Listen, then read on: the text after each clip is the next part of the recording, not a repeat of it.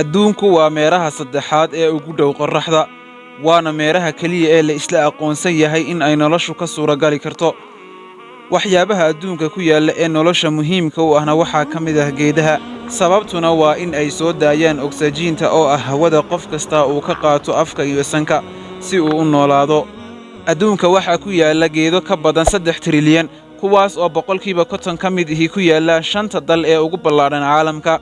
waddamadaas oo kale ah Ruushka, Kanada, Shiinaha, Maraykanka iyo Brazil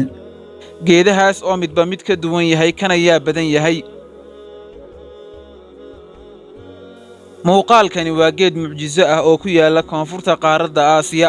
waxaana lagu magacaabaa Terminalia elliptica jiridda geedkan ayaa waxa ku kaydsan biyo nadiif ah oo la cabbi karo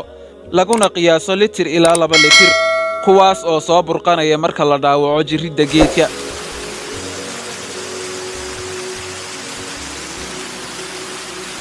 faa'iidada geedkan ayaa ah in uu badbaadiyo nolosha dad badan oo u baahan biyo ay cabbaan gaar ahaan xilliyada qallalan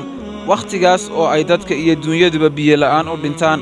geedkan ayaa uu Eebbe subxaanahu wa ta'aala ugu deeqay dadka dhulkan ku nool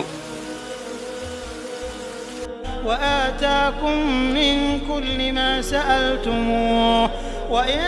تعدوا نعمة الله لا تحصوها إن الإنسان لظلوم